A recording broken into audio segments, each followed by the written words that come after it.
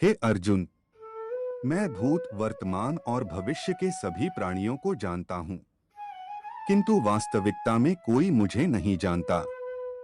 मैं ऊष्मा देता हूँ, मैं वर्षा करता हूँ और रोकता भी हूँ, मैं अमरत्व भी हूँ और मृत्यु भी।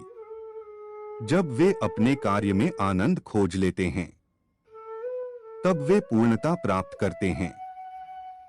बुद्धिमान व्यक्ति को समाज कल्याण के लिए बिना आसक्ति के काम करना चाहिए। कर्म मुझे बांधता नहीं, क्योंकि मुझे कर्म के प्रतिफल की कोई इच्छा नहीं। स्वर्ग प्राप्त करने और वहां कई वर्षों तक वास करने के पश्चात एक असफल योगी का पुण्य एक पवित्र और समृद्ध कुटुंब में जन्म होता है। भगवान प्रत्येक वस्तु में है और सबके ऊपर भी। ज्ञानी व्यक्ति को कर्म के प्रतिफल की अपेक्षा कर रहे अज्ञानी व्यक्ति के दिमाग को अस्थिर नहीं करना चाहिए। हे अर्जुन, हम दोनों ने कई जन्म लिए हैं। मुझे याद है, लेकिन तुम्हें नहीं। निर्माण केवल पहले से मौजूद चीजों का प्रक्षेपण है। जो कोई भी जिस किसी भी देवता की पूजा विश्वास के साथ करने की इच्छा रखता है, मैं उसका विश्वास उसी देवता में दृढ़ कर देता हूं। लोग आपके अपमान के बारे में हमेशा बात करेंगे। सम्मानित व्यक्ति के लिए अपमान मृत्यु से भी बदतर है। प्रबुद्ध व्यक्ति सिवाय ईश्वर के किसी और पर निर्भर नहीं करता। कर्म उसे नहीं बांधता जिसने काम का त्याग कर दिया है। वह जो मृत्यु के समय मुझे स्मरण करते हुए अपना शरीर त्यागता है, वह मेरे धाम को प्राप्त होता है। इसमें कोई संशय नहीं है। आत्मज्ञान की तलवार से काटकर अपने हृदय से अज्ञान के संदेह को अलग कर दो। अनुशासित रहो। उठो, कभी ऐसा समय नहीं था जब मैं, तुम या ये राजा महाराजा अस्तित्व में नहीं थे। ना ही भविष्य में कभी ऐसा होगा कि हमारा अस्तित्व समाप्त हो जाए। जन्म लेने वाले के लिए मृत्यु उतनी ही निश्चित है जितना कि मृत होने वाले के लिए जन्म लेना। इसलिए जो अपरिहार्य है उस पर शोक मत करो। केवल मन ही किसी का मित्र और शत्रु होता है। जो कार्य में निष्क्रियता और निष्क्रियता में कार्य देखता है, वह एक बुद्धिमान व्यक्ति है। श्री कृष्ण जी कहते हैं, वह जो वास्तविकता में मेरे उत्कृष्ट जन्म और गतिविधियों को समझता है, वह शरीर त्यागने के बाद पुनः जन्म नहीं लेता और मेरे धाम को प्राप्त होता है। क्रोध से भ्रम पैदा होता है। भ्रम से बुद्धि व्यग्र होती है। जब बुद्धि व्यग्र होती है तब तर्क नष्ट हो जाता है। जब तर्क नष्ट होता है तब व्यक्ति का पतन हो जाता है। मेरे लिए ना कोई घृणित है ना प्रिय, किंतु जो व्यक्ति भक्ति के साथ मेरी पूजा करते हैं, वो मेरे साथ हैं और मैं भी उनके साथ हूं। मन की गतिविधियों, होश, श्वास और भावनाओं के माध्यम से भगवान की शक्ति सदा तुम्हारे साथ है और लगातार तुम्हें बस एक साधन की तरह प्रयोग करके सभी कार्य कर रही है। श्री कृष्ण जी कहते हैं, मैं सभी प्राणियों को समान रूप से देखता हूं। ना कोई मुझे कम प्रिय है ना अधिक, लेकिन जो मेरी प्रेम पूर्वक आराधना करते हैं, वो मेरे भीतर रहते हैं और मैं उनके जीवन में आता हूं। मैं सभी प्राणियों के हृदय में विद्यमान हूं। किसी और का काम पूर्णता से करने से कहीं अच्छा है कि अपना काम करें, भले ही उसे अपूर्णता से करना पड़े।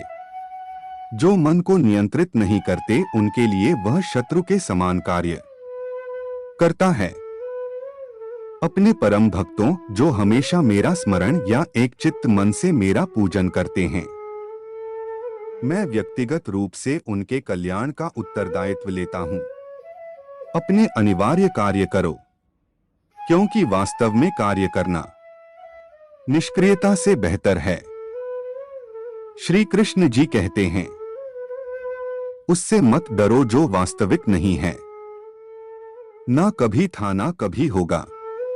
जो वास्तविक है वो हमेशा था और उसे कभी नष्ट नहीं किया जा सकता।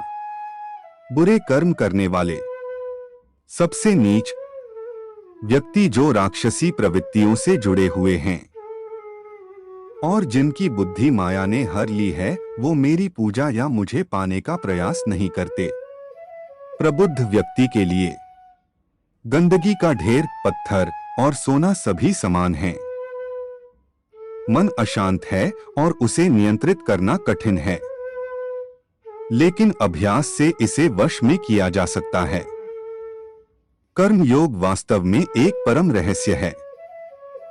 सभी अच्छे काम छोड़कर बस भगवान में पूर्ण रूप से समर्पित हो जाओ।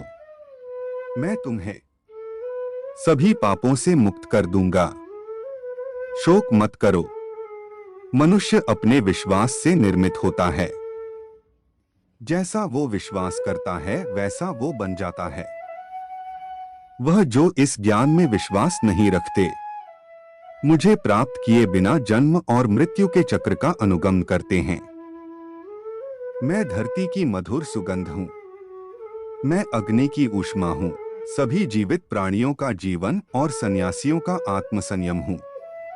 इस जीवन में ना कुछ खोता है, ना व्यर्थ होता है। जो इस लोक में अपने काम की सफलता की कामना रखते हैं, वे देवताओं का पूजन करें। श्री कृष्ण जी ये भी कहते हैं कि मेरी कृपा से कोई सभी कर्तव्यों का निर्वाह करते हुए भी बस मेरी शरण में आकर अनंत अविनाशी निवास को प्राप्त करता है। व्यक्ति जो चाहे बन सकता है, यदि वह विश्वास के साथ इच्छित वस्तु पर लगातार चिंतन करे। ऐसा कुछ भी नहीं, चेतन या अचेतन, जो मेरे बिना अस्तित्व में रह सकता हो। हर व्यक्ति का विश्वास उसकी प्रकृति के अनुसार होता है। यद्यपि मैं इस तंत्र का रचयिता हूं, लेकिन सभी को यह ज्ञात होना चाहिए कि मैं कुछ नहीं करता और मैं अनंत हूं। बुद्धिमान व्यक्ति कामुक सुख में आनंद नहीं लेता। मैं उन्हें ज्ञान देता हूं जो सदा मुझसे जुड़े रहते हैं और जो मुझसे प्रेम करते हैं। वह जो सभी इच्छाएं त्याग देता है और मैं और मेरा ही लालसा और भावना से मुक्त हो जाता है, उसे शांति प्राप्त होती है। हे अर्जुन, केवल भाग्यशाली योद्धा ही ऐसा युद्ध लड़ने का अवसर पाते हैं जो स्वर्ग के द्वार के समान है। अप्राकृतिक कर्म बहुत तनाव पैदा करता है। जो व्यक्ति आध्यात्मिक जागरूकता के शिखर तक पहुंच चुके हैं, उनका मार्ग है निस्वार्थ कर्म, जो भगवान के साथ संयोजित हो चुके हैं। उनका मार्ग है स्थिरता और शांति। आपके सार्वलौकिक रूप का मुझे न प्रारंभ, न मध्य, न अंत दिखाई दे रहा है। तुम उसके लिए शोक करते हो जो शोक करने के योग्य नहीं है, और फिर भी ज्ञान की बातें करते हो। बुद्धिमान व्यक्ति ना जीवित और ना ही मृत व्यक्ति के लिए शोक करते हैं।